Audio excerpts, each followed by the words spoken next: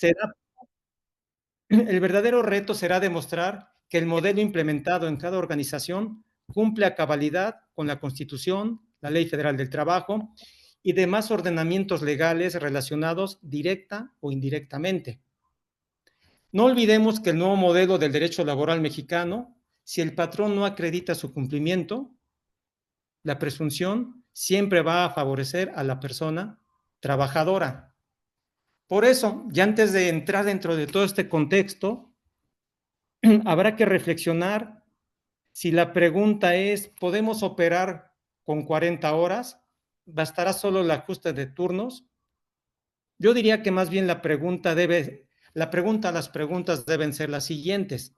¿Nuestro modelo actual puede ser adaptado a la nueva jornada laboral sin generar contingencias? ¿Estamos listos para afrontar auditorías, inspecciones del trabajo, negociación de contratos y requerimientos de autoridades laborales?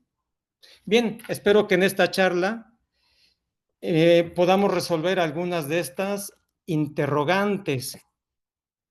Y aquí déjenme mover. Ok, primero vamos a hablar cómo vamos, porque en el medio mexicano, Jeffrey y todos los que nos escuchan, pues hay una gran confusión. Si ya se arrojó, si ya se aprobó, si ya se publicó, si entra mañana, ¿cuándo entra?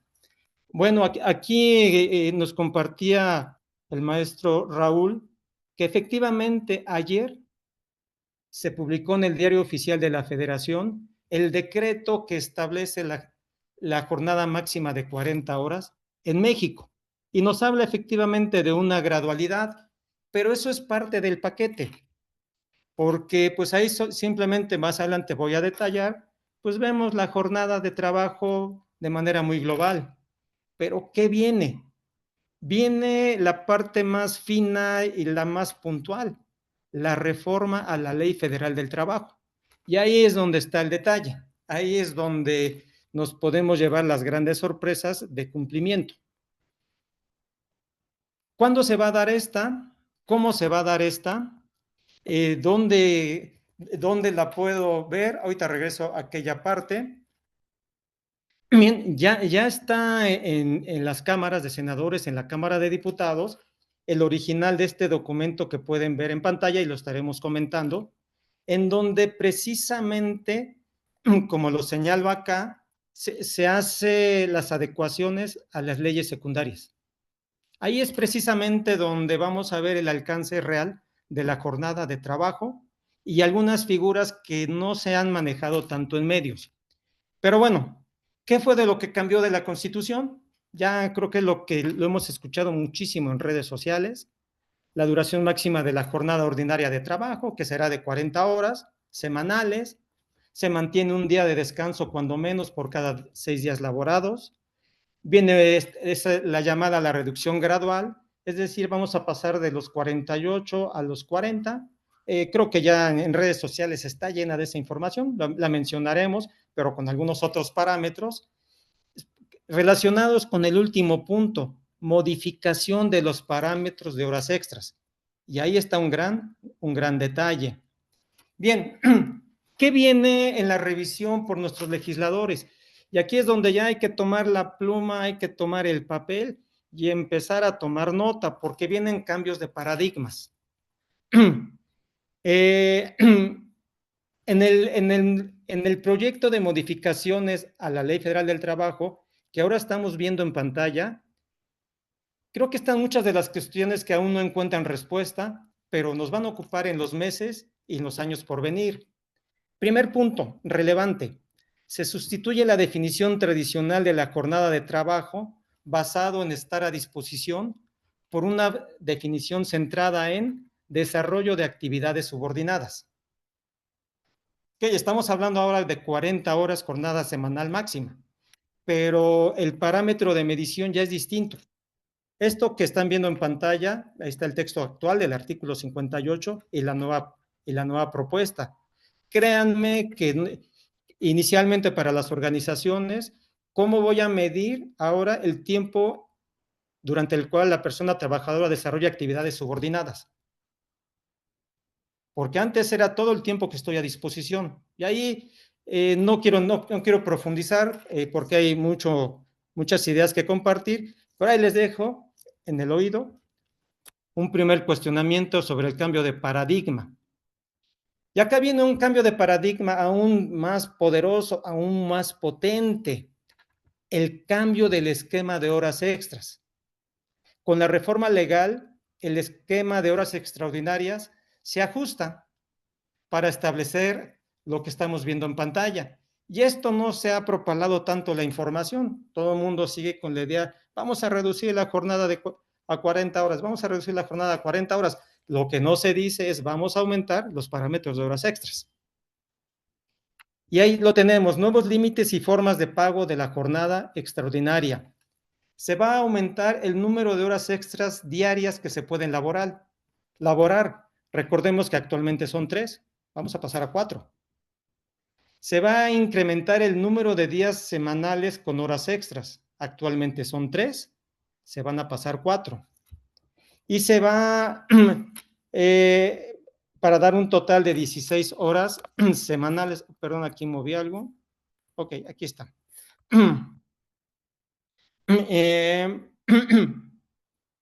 Ok.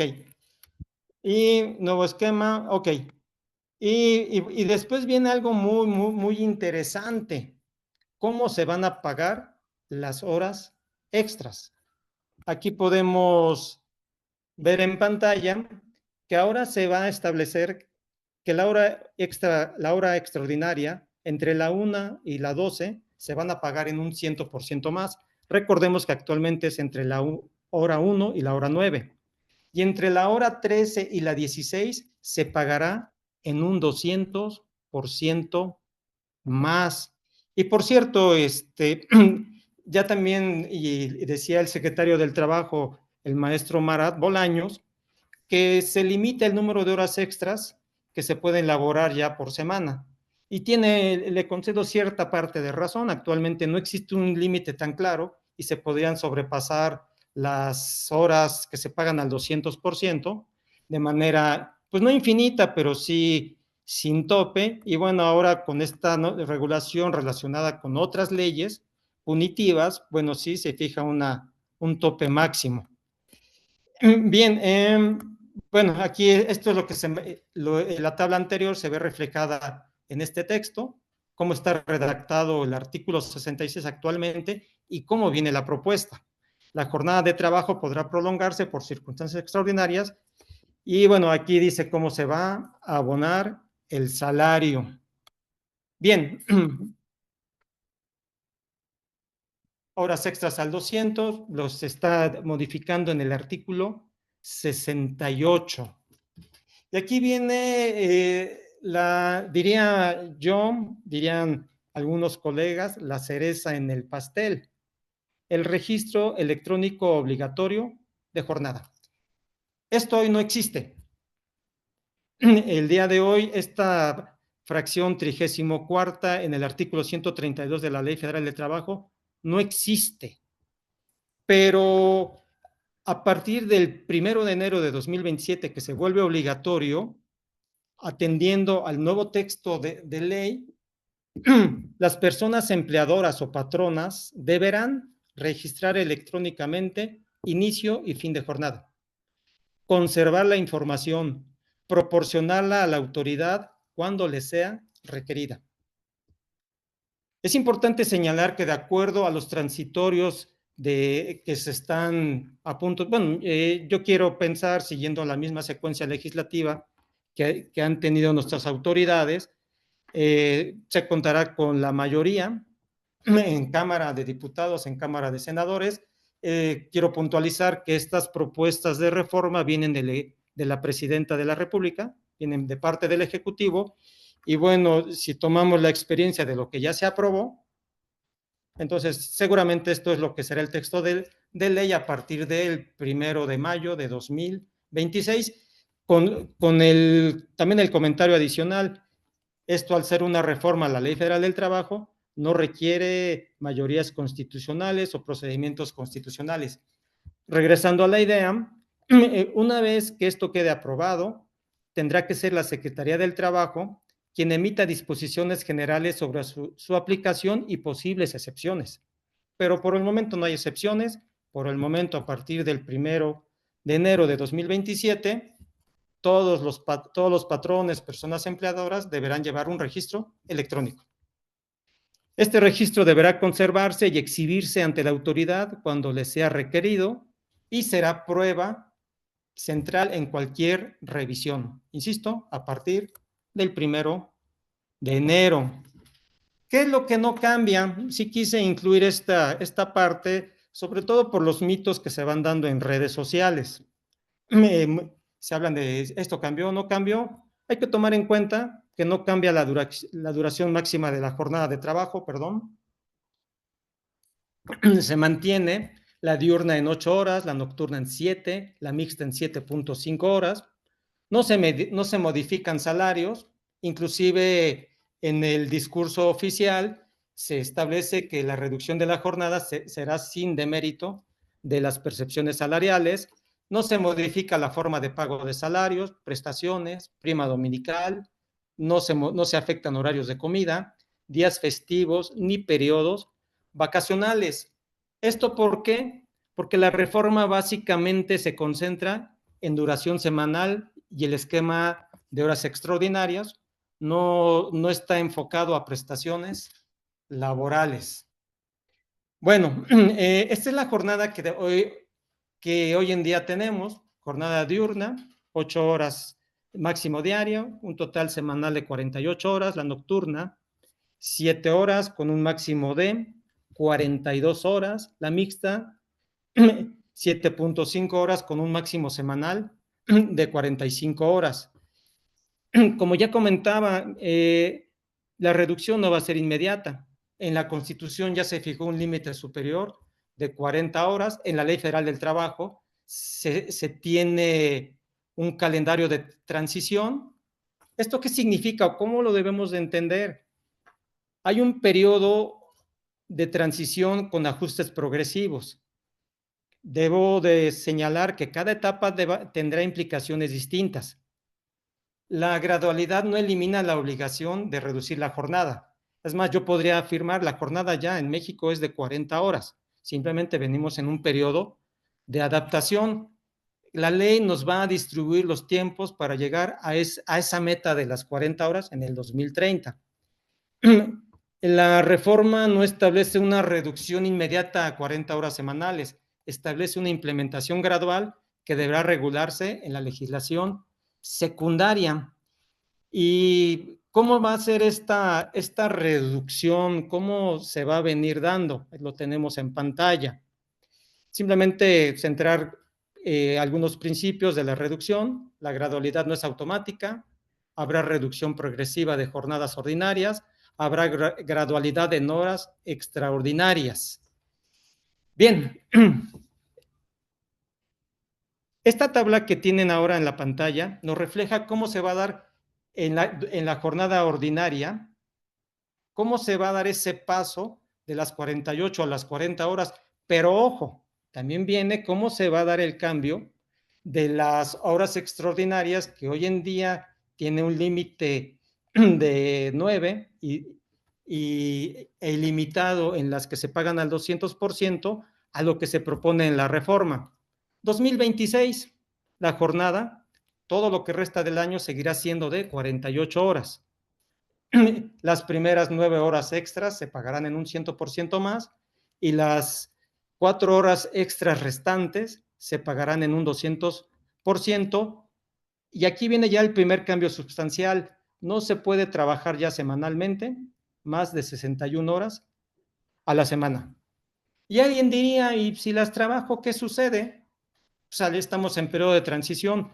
Aquí les comentaría, para los que estamos ahí, empresas que estamos en México, hay una ley que habla sobre la trata de personas y establece que si tú como patrón excedes el trabajo de tus personas trabajadoras arriba de los márgenes legales, puedes estar incurriendo en el tipo de trata de personas y eso se castiga de manera punitiva.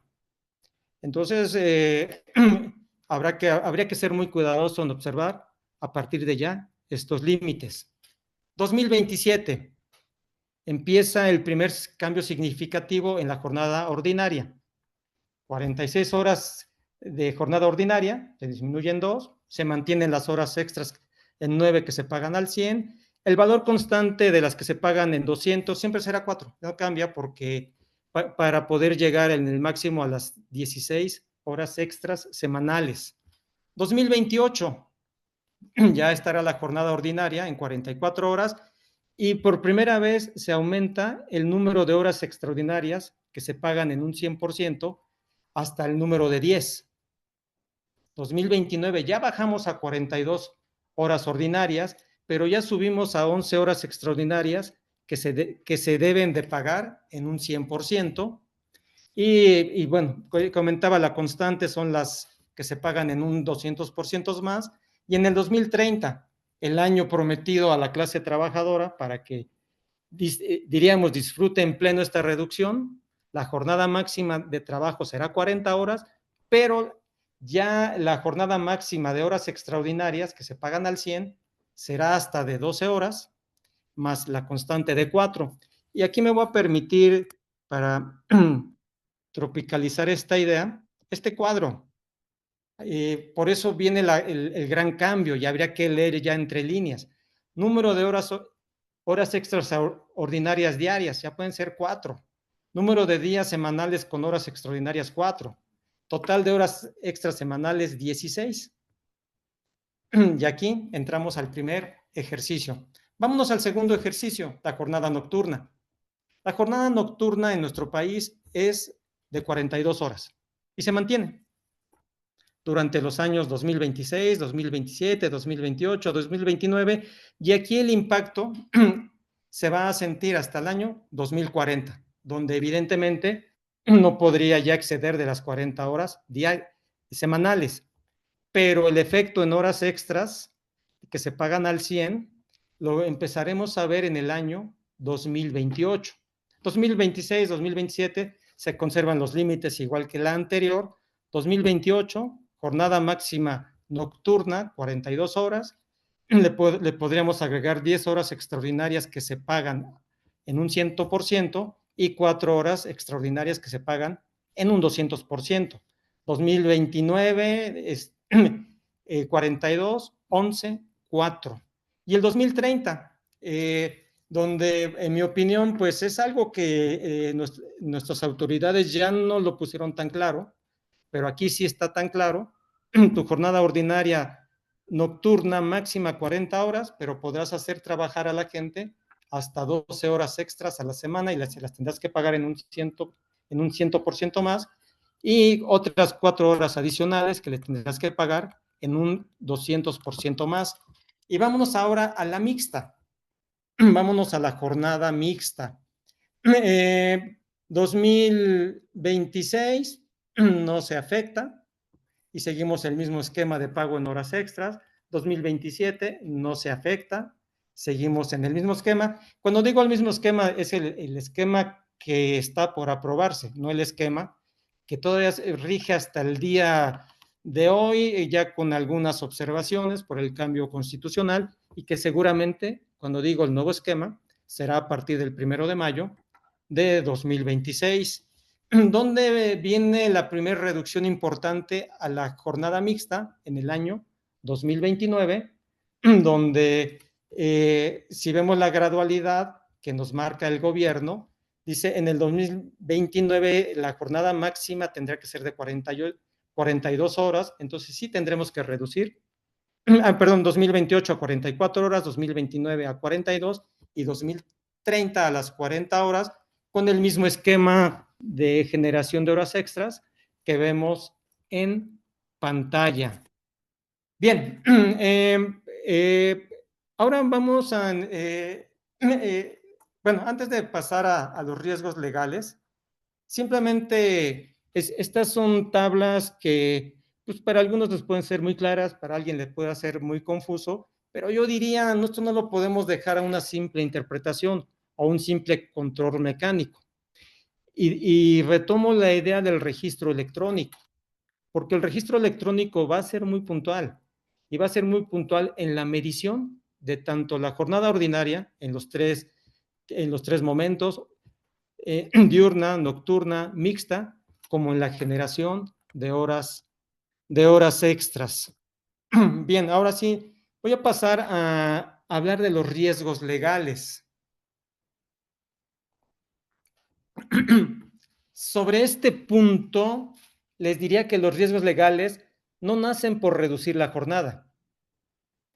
Nacen cuando existe diferencia entre lo que se documenta y lo que realmente ocurre. Cuando el registro de la jornada de trabajo no coincide con la nómina. Cuando las horas extraordinarias se vuelven sistemáticas sobrepasando los límites legales, que esto es muy común. Esto es ya, a veces se asimila el concepto de horas extra como una extensión natural de la jornada. El riesgo surge, el riesgo va a brincar cuando no hay una correcta adecuación del reglamento interior de trabajo a estos nuevos cambios legales y constitucionales. Cuando los mandos medios toman decisiones sin comprender el impacto jurídico de sus acciones, de sus decisiones y sobre todo de la forma en que operan las mismas. Y algo muy importante, y hablando desde el punto de vista de las personas trabajadoras, existe un gran riesgo cuando las personas trabajadoras sienten que, aún de la reducción de la jornada laboral, las cargas laborales son las mismas y no tienen ningún impacto positivo ni en su ingreso ni en su descanso. Y esto les comparto, en nuestra firma participamos mucho en redes sociales, en los foros de las personas trabajadoras, y estas dicen, sobre todo con la gradualidad, dice, ¿de qué sirve que me reduzca la jornada si pues, esto es en muchos años? Ellos no están sintiendo el impacto real. A lo mejor cuando se empiece a mover esto de las horas extras y las horas extras se vuelvan dinero, pues habrá que ver si ellos realmente quedan satisfechos con este nuevo pago de horas extras. Y finalmente yo diría que el riesgo legal se da cuando la implementación se hace sin un sólido respaldo jurídico, contable y financiero. Bien, ¿qué acciones recomendamos? Desde nuestra experiencia, podemos sugerir las siguientes acciones claves para dar inicio a la implementación de la jornada de 40 horas. Lo primero, hacer un diagnóstico real. Pensamos que hay que revisar cómo operan los turnos en la práctica, no solo en el papel. Es decir, parto desde mi perspectiva actual, y esta tabla que se las vuelvo a mostrar en los tres momentos. Hoy tengo esto. Ahora hago mi corrida. ¿Y ahora cómo voy a hacer la proyección? Año por año con mi jornada diurna, año con año con mi jornada nocturna, año con mi jornada mixta. Entonces, hay que ponerlo en la práctica, no en el papel. Hay que hacer pruebas piloto. Segunda recomendación, alinear contratos y reglamentos con la operación real. Yo sé que muchos de ustedes pertenecen a empresas y seguramente me dirán, abogado, ya nosotros ya tenemos la jornada de 40 horas, de 45, ¿qué pasa? Yo les contestaría y les diría, qué bueno, que son organizaciones muy progresistas en favor de la clase trabajadora, pero lo estaban haciendo de manera voluntaria, de manera acordada, negociada con trabajadores y sindicatos. Pero eso ya cambió. Ahora ya no es una concesión, ahora es una obligación. Antes, vamos aquí en México, oye, para que me des para descansar sábado y domingo, ¿qué te parece si en lugar de trabajo 8 horas diarias trabajo 9? O 9 y minutos. Y te cumplo los 48 de lunes a viernes. Antes era negociación, interpretación. Ahora, todo eso lo tendremos que acreditar con detenida y suma precisión. Tercera acción que recomendamos, fortalecer el sistema de registro electrónico. debe ser confiable, debe ser auditable y debe ser coherente con la nómina. No es cualquier sistema, es un sistema que, como más adelante les comentaré para cuando termine esta plática, pues debe ser auditable por diversas autoridades, inclusive por un tribunal laboral. Cuarto, simular escenarios de sobrecarga. Identificar áreas donde las 40 horas generarán presión operativa. A partir de este punto, cada hora adicional deberá tener un peso jurídico. Y quinto, dentro de las acciones que yo podría recomendar, capacitar a mandos medios. Muchos conflictos no nacen en la estrategia. Aquí podemos hablar y podemos crear grandes teorías, grandes planes, pero no podemos soslayar la idea de que las decisiones operativas cotidianas las toman los mandos medios y muchas veces ellos desconocen esto de lo que hoy estamos hablando y sobre todo las consecuencias jurídicas de sus decisiones y de sus acciones. Bien, pues ya para concluir de mi parte, debo decirles que la jornada de 40 horas no es una amenaza, no es nada grave, no es nada malo, simplemente es un nuevo estándar de cumplimiento. No obligará a todas las empresas a cambiar su modelo, pero sí las obligará a todas, sin excepción, a revisar si su modelo es idóneo para el nuevo estándar constitucional y legal. Porque cuando la reforma entre en vigor, ya no se va a evaluar la intención de cumplir. Cada empresa ya podrá ser objeto de auditoría, de inspección del trabajo, de negociación contractual. Y miren que los sindicatos ya se están frotando las manos, porque pues si hoy mi jornada máxima es de 40 horas, pues tengo que negociar algo hacia abajo. Y en última instancia, llámale pequeña empresa, mini pyme, pyme, mediana empresa, gran empresa, todas van a ser sometidas a los criterios judiciales de los tribunales, porque todas están expuestas a llegar a un conflicto legal. Por eso la pregunta no es, ¿podemos operar con nuestro modelo actual las 40 horas? Yo más bien diría que la pregunta es, ¿estamos preparados para sostener nuestro modelo si es auditado, inspeccionado o impugnado en juicio? Nosotros estamos plenamente convencidos que las empresas que anticipen y diseñen su cumplimiento, perdón, que las empresas se deben de anticipar para diseñar un buen cumplimiento y no esperar solamente a defendernos de los ataques de no solamente de la autoridad, sino de nuestros propios trabajadores. Hay que recordar, ya como última idea, que defender siempre es más costoso que anticipar. Pues yo les agradezco mucho su atención y regreso la palabra. Y déjame quitar esto de dejar de compartir, Jeffrey. Gracias, Enrique. Gracias, Enrique. Sí. A mí se me fue la luz aquí en la oficina, entonces no sé si hay una reforma a la Ley Federal de Electricidad, pero el tema es de que yo me quedé sin luz, afortunadamente. Las 40 horas ya te llegaron, mi buen Ya Raúl. me llegaron las cosas, ya tenía que checar mi salida, entonces me apagaron la luz. Si me dejas de compartir, Enrique, para yo poder compartir la mía, por favor. Sí, déjame ver aquí. Arriba. Deshabilitar, detener, compartir. Ahí está. Perfecto, gracias. Muy bien, vamos a pasar a la parte final de este webinar, en donde vamos a trabajar una presentación que le hemos llamado, pues, ¿qué pasa esto ya en la práctica? ¿No? Y lo hemos dividido y espero que ahora sí podamos ver mi pantalla, porque hace ratito cuando se estaba compartiendo para Jeffrey no se veía. Ya me avisan, chicos, si estamos viendo mi pantalla, por favor. Sí.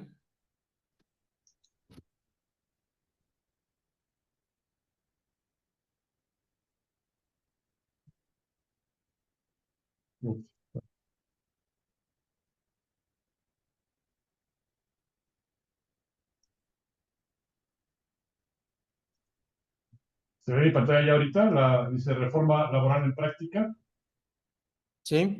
Perfecto, muy bien. Vamos a dividir esta presentación en cuatro temas. Es aspectos financieros de la reforma, registros electrónicos de asistencia, que de hecho hay unas preguntas ya relacionadas con este tema, compliance e inteligencia artificial. Voy a extender pantalla para ver si, y espero que no haya ningún problema.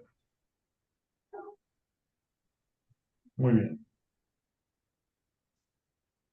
Aspectos financieros de la reforma.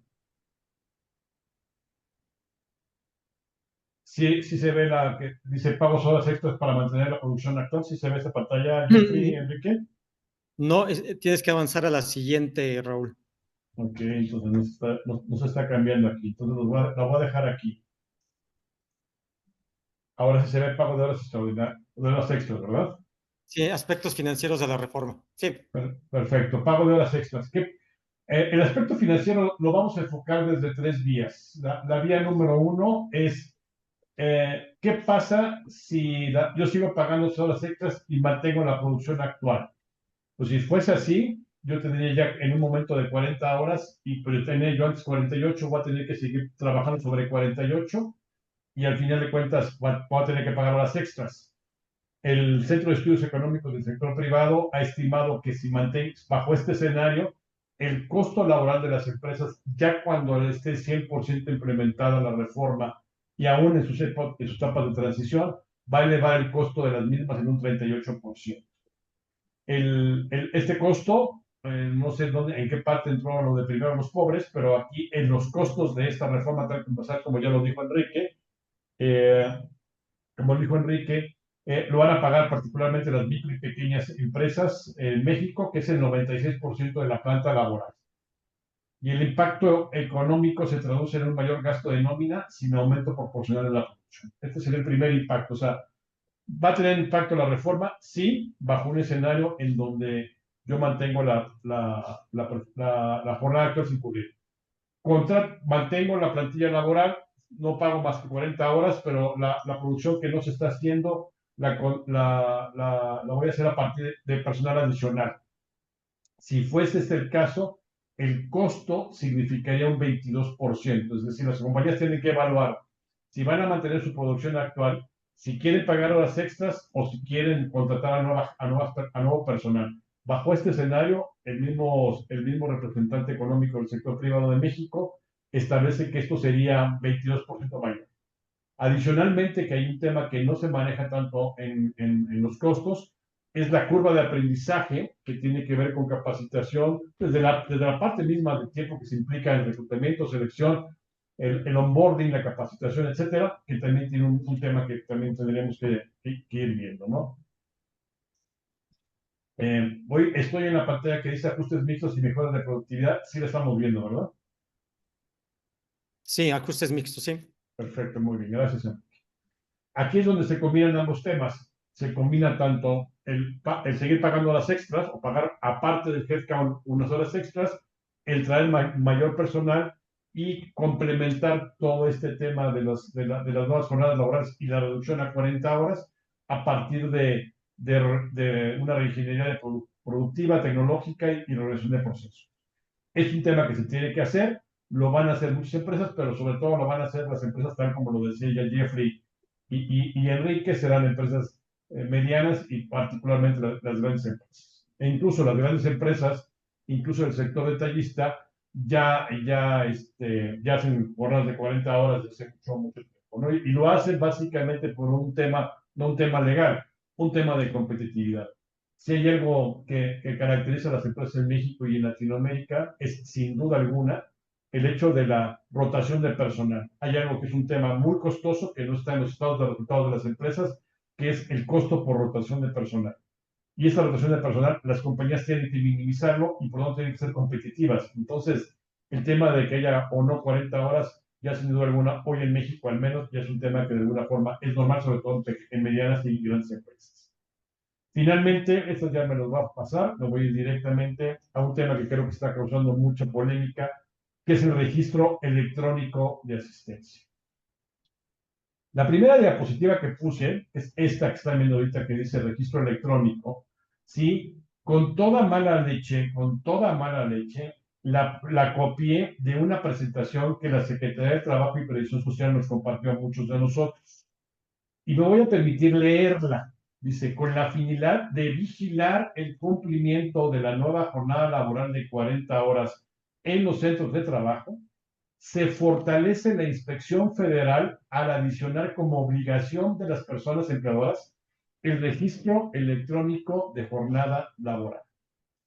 Es decir, el gobierno aquí está manifestando claramente que no confía en los patrones, no confía en la persona física con actividad empresarial, no confía en el emprendedor microempresario, ni en el mediano, ni mucho más en el grande. Tan es así que su motivación para meter el registro electrónico de asistencia es vigilar el cumplimiento de la nueva jornada laboral. Uno. Y la otra es fortalecer la inspección, y le llama federal. En otras palabras, casi que nos va a mandar al FBI en materia laboral para ver que cumplamos con esas obligaciones. Pues un capítulo de esta parte del webinar tiene que ver con compliance. Esto ya lo puso Enrique, simplemente lo copié, pero yo me voy al quinto transitorio que establece que esta medida del registro electrónico va a entrar en vigor el 1 de enero del 27 y no establece filtros, no establece filtros. En esta nota, así como está la iniciativa que tendrá que ser aprobada por el legislativo en los próximos días, pues todas las empresas de México tendrán que cumplirlo. ¿Y por qué remarco este tema de que todas las empresas en México? Porque esto hay, tomando en consideración que el grupo STT tiene presencia a nivel Latinoamérica, ya lo estamos viendo en Brasil y lo estamos viendo en Chile.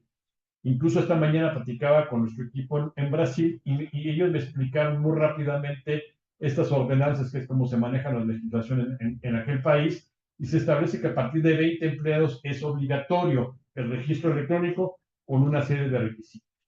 En México todavía no está establecido, pero hay que tener cuidado. Hoy, la mayor parte de muchas empresas ya no tienen reloj checador de tarjeta. Muchas empresas tienen los biométricos, ¿sí? Tanto para control de asistencia con tarjeta, reconocimiento de huella, con palma o facial. Muchos ya lo tienen y lo tienen como parte de una herramienta que nos permite a todos los que nos dedicamos a las nóminas administrar puntualmente las mismas a través de módulos de tiempo y asistencia, ¿de acuerdo? Lo que hoy es voluntario va a ser obligatorio. Y la gran pregunta será los lineamientos que establece la iniciativa de la Ley de Trabajo que explicó Enrique, ¿sí? Y que vienen en el texto, esos lineamientos los cumplen hoy las empresas que están establecidas en México y que venden biométricos y que ya están instalados biométricos. Esa es la gran pregunta. Habrá que preguntarse, habrá que estar mucha precaución y mucho temor también, y eso parte del grupo se encargará de estarlo notificando, si los biométricos que hoy están en el mercado, que están ya instalados incluso, van a cumplir o no con los requisitos que va a manejar la autoridad. Si a mí me pidiera la autoridad qué requisitos tendría que tener, bueno, pues un control en tiempo real, geolocalización precisa y segura, porque también el tema de control de asistencia lo estamos muy bien viendo cuando tenemos a la gente que trabaja en oficinas, que trabaja en plantas, que va y checa todos los días su tarjeta o que hace su lectura de biométrico, pero ¿qué pasa con una buena parte de la planta laboral en México, que después de la pandemia estamos en home office, o aquellos que están ya en jornadas mixtas, es decir, un día en home office y un día en presencial? ¿Qué va a pasar ahí? Ahí es una buena lectura. Y todos los que trabajamos sistema de tiempo y asistencia sabemos perfectamente que es el dolor de cabeza de la nómina. El dolor de la cabeza de la nómina no lo es el motor de cálculo, no lo es si yo tengo un sistema grande, chico, mediano, tampoco lo es si lo hago en Excel, no, es cómo me llegan las incidencias a mí. Y luego muchas veces esas incidencias no son justificadas en los modelos de tiempo y asistencia por los supervisores, y ahí es donde tenemos problemas siempre, en nóminas semanales, en nóminas quincenales, en nóminas mensuales, porque nos llegan incidencias fuera de tiempo, porque no se justificó una inasistencia, porque no se pasó un tiempo extra, porque no se pasó una incapacidad, porque alguien se pasó 5 minutos en su hora de comida. Sí, cuando revisamos este tema, Enrique, Jeffrey y yo, dijimos, bueno, pues hay un tema de jornada laboral, pero quizás lo que más nos preocupa y a lo que más le estamos metiendo tiempo, y también ya Enrique lo explicaba, es el tema de tiempo y asistencia, ¿no? Entonces, por supuesto que el grupo TT ya tiene ya su herramienta instalada para mí, que se llama EasyTrack, y con todo gusto en su momento la podemos compartir con todos ustedes, ¿no? Finalmente, para intentar estar en tiempo, hablaremos del compliance y el compliance laboral y por qué es importante el compliance laboral. Si ya nos mandó un aviso la autoridad, si ya nos mandó un aviso la autoridad en la que nos dijo, cuando se reformó la Ley Federal del Trabajo, Enrique, recuérdame, hace 5 años cuando se quitó el tema del outsourcing y se habló de que íbamos a trabajar ya sin outsourcing, sino con el servicios especializados de personal y que se fortalecieron las actividades, los actos de vigilancia de la misma.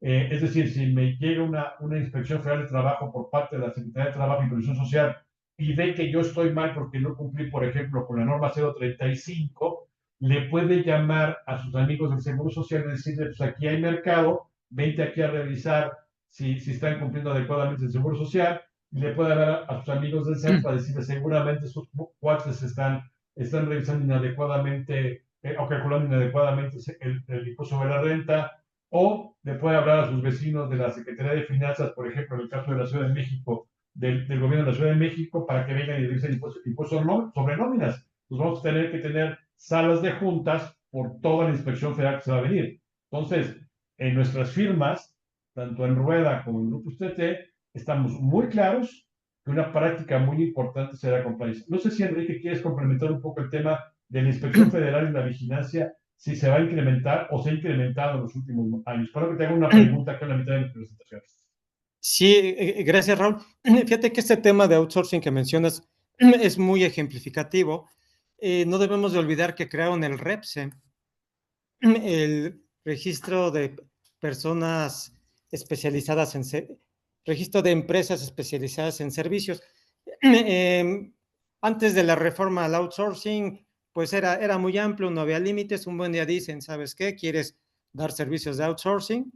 Y las reglas aparentemente no fueron tan duras, aparentemente, pero bueno, desaparecieron el 95% de los que lo manejaban abiertamente, y el 5% están muy supervisadas. De hecho, actualmente el REPSE tienes una licencia que te dura, un permiso que te dura, no tengo aquí el dato exacto, un par de años, 3 años lo tienes que renovar.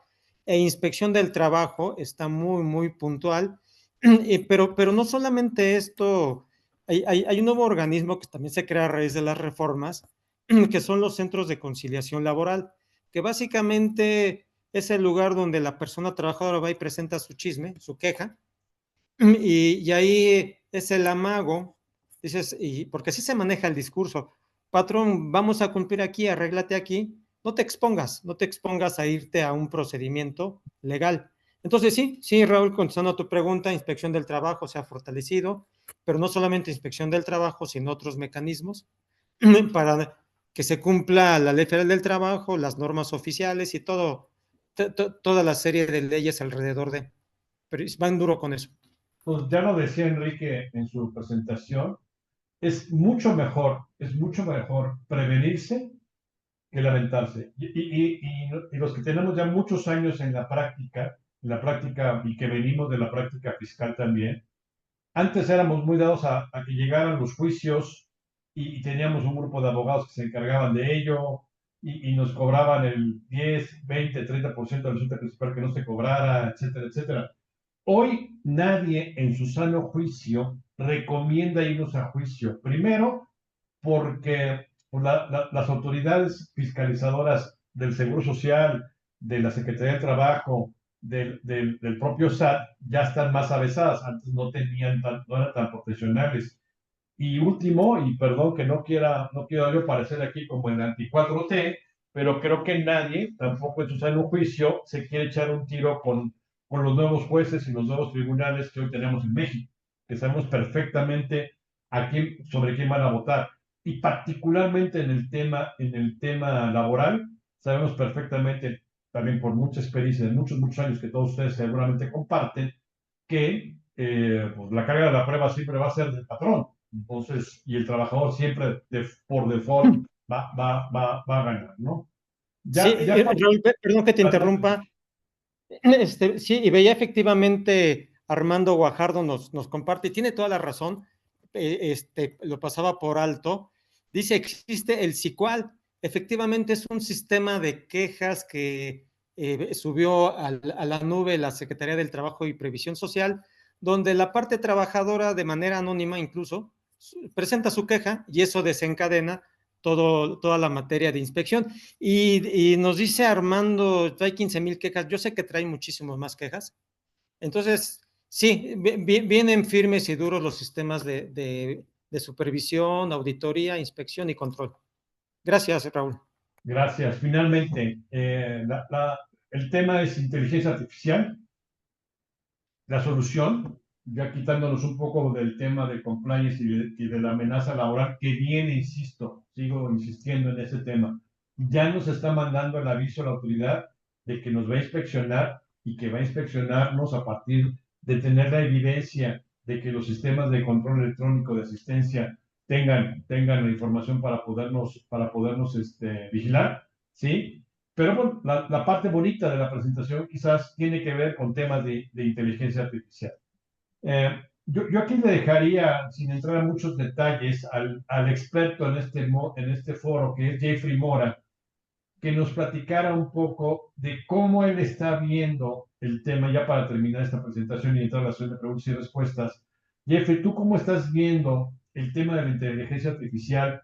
Y aún estando tú en Costa Rica, siendo un hombre global, con conocimiento mucho de las nóminas en México incluso, ¿cómo ves que puede ser una alternativa para las empresas, los empresarios y los que colaboramos en ella para paliar todo esto que viene?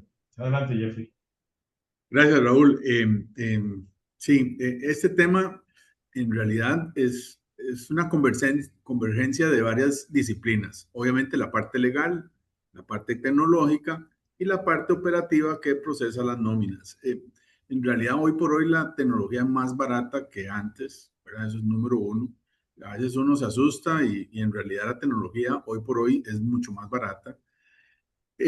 Hay tecnologías, obviamente como las que ya se conocen, Gemini, Cloudy, ChatGPT, en cualquier, yo no soy ni pro de una ni la otra, cada una tiene su especialización, número uno.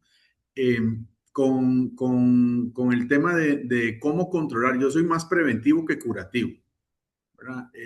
Ya existen relojes marcadores, existen software como los de STT, existen otros software también de control de asistencia, existe geolocalización, todo ese mundo existe. Ahora tienen que adaptarlo a este nuevo reforma. Pero aquí lo importante es quién verifica, quién hace el controller de toda esta parte. Usualmente siempre es un ser humano viendo a ver si se cumplieron las horas o no. Ya eso se automatiza con inteligencia artificial y en los volúmenes de una empresa muy grande, pues obviamente eso lo maneja más sencillo, ¿verdad? Voy a dar un ejemplo, solo uno. Por ejemplo, en Google existe una aplicación que se llama Notebook, en donde vos colocas, digamos, casualmente ahora te pasé, ¿verdad? Haciéndole un poco ahí el experimento. Rápidamente le pasé los códigos de la reforma, toda la cuestión, pero ahí no es la ciencia, ¿verdad? Si lo hago así, eso es como estar en la escuela. Cualquier chico joven lo puede hacer.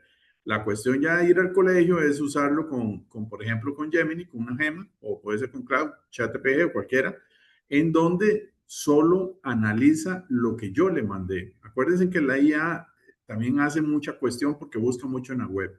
Cuando hay IAs como esta que le estoy mencionando, ella solo analiza lo que yo le estoy solicitando y es muy específica. Ahí donde está STT, el power de STT es ahí, donde estamos haciendo prevenciones a las empresas con casos hipotéticos, con casos ya reales, ¿verdad? En donde se está viendo las bondades del uso de la tecnología. Que puede ser que las empresas la tercericen ese proceso o que lo dejan in-house. Para matices hay N cantidad de percepciones. Pero todas ese tipo de cosas se pueden hacer y realizar hoy por hoy. Lo importante es que las empresas entiendan que es un conjunto de profesionales administrando esa solución, ¿verdad? Porque tiene que defenderse la perspectiva legal, que tiene que indicar que lo que estamos haciendo, como bien lo dijo Enrique, guarda el resguardo de la empresa en caso de un juicio, si es que lo quieren llegar ahí. resguarda también la parte íntegra de toda la parte de ISO 27000 y la de 9001 en procesos, y la tercera, que también la gente operativa tenga el proceso garantizado que lo que está haciendo es lo correcto. Entonces, son varias perspectivas en eso, en el uso de tecnología. Y pueden haber otro montón de casos que obviamente por el tiempo no nos da. Pero bueno, ahí te doy el pase de nuevo, Raúl. Muchas gracias. Estás en mute o no se te escucha. Gracias. Muchas gracias, Jeffrey. Hay varias preguntas y comentarios en el chat. Yo quisiera, bueno, la pregunta de Armando Guajardo ya la contestó Enrique acá ahora.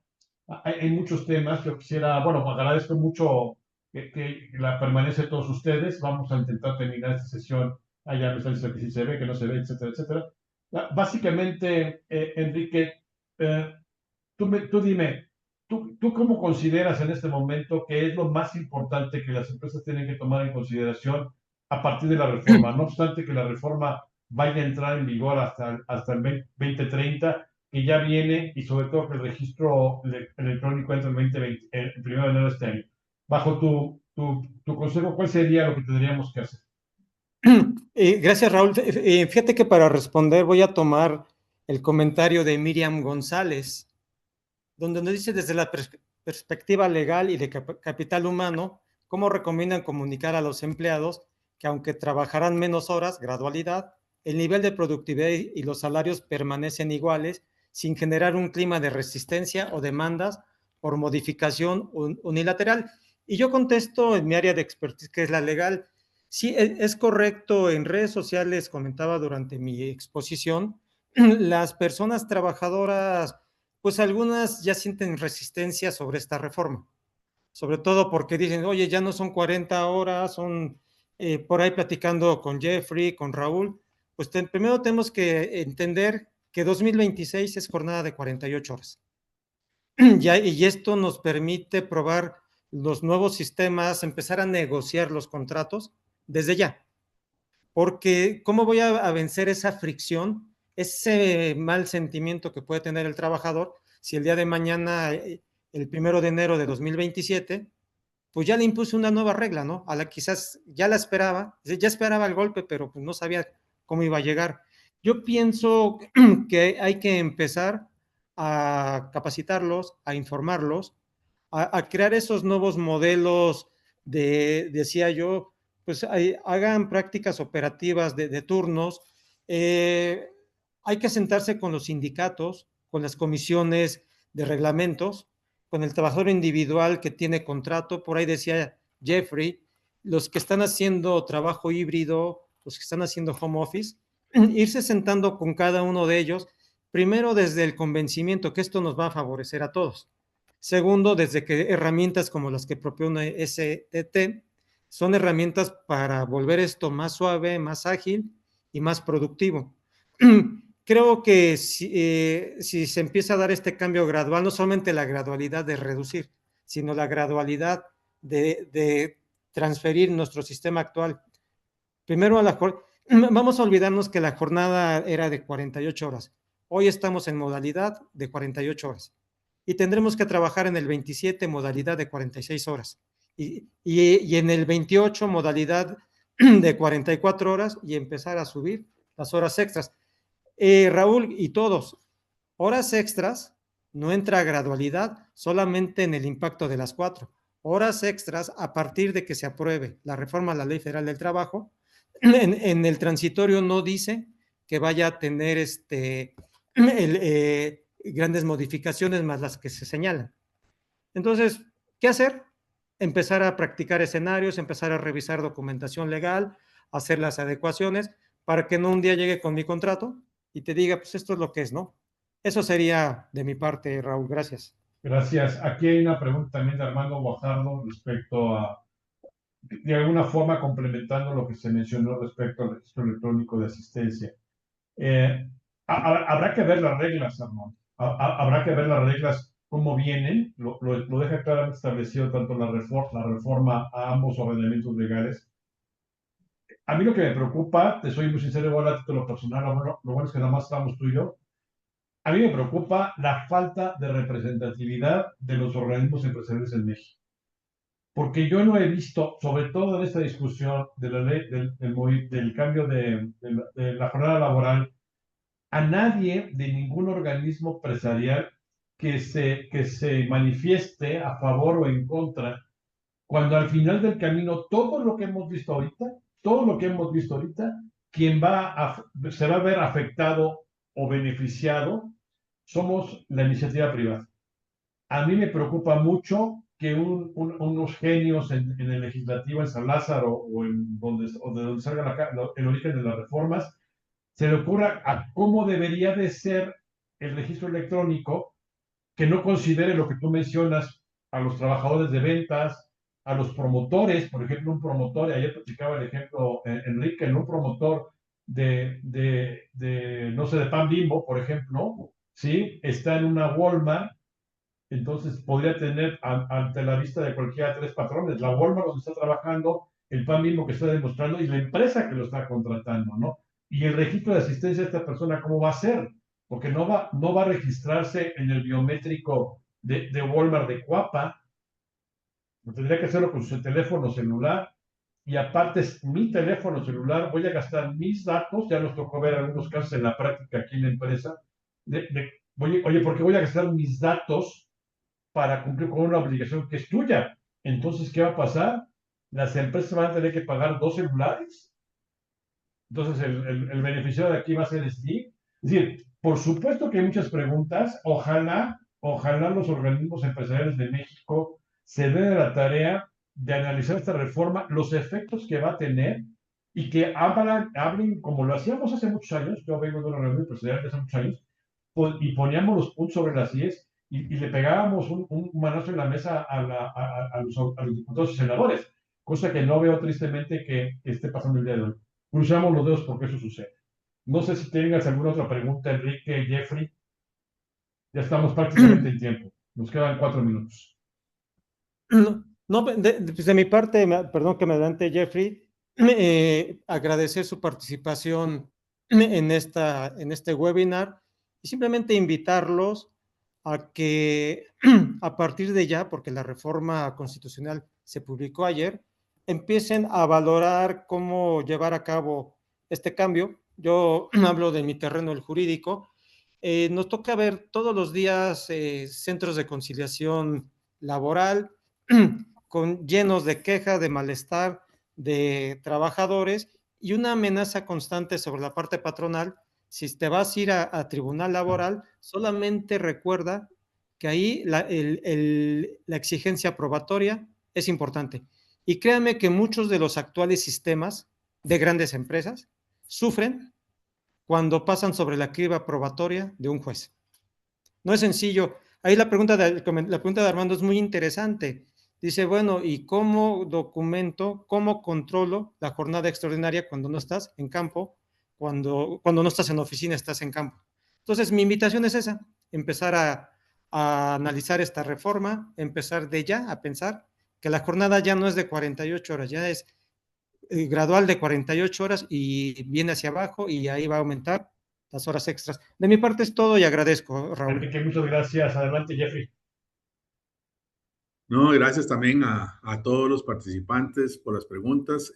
Creo que nos queda mucha tarea también por delante y creo que van a salir estas y otro montón de preguntas conforme avancemos en la madurez de la reforma y posiblemente con sus cambios particulares que vayan haciendo, que es lo normal cuando hay una ley nueva, ¿verdad? Pueden haber leyes secundarias que se vayan haciendo conforme se vayan madurando este tipo de legislación nueva para México. Así que buenas tardes y que pasen buen día. Muchas gracias a todos. Segura, ya como lo mencioné al inicio, antes de que se me fuera la luz, y alguien habrá hecho el chiste de que no paguemos, sí pagamos, pero de repente la luz no tiene palabra de honor aquí en México. Gracias por la paciencia, por el tiempo, por su asistencia y su registro. Los pasos a seguir será que el día de mañana en nuestra área de mercadotecnia les hará llegar la presentación a través de los correos electrónicos que nos han dejado registrados para este evento. Y muy seguramente esto, como ya lo dijo Enrique, como ya lo dijo Jeffrey, nos da materia para más y más eventos. Ya tendrán noticias nuestras. Muchas gracias por su tiempo. Gracias a todos. Estamos en comunicación y hasta luego. Gracias. Hasta luego. Chao, prueba bien.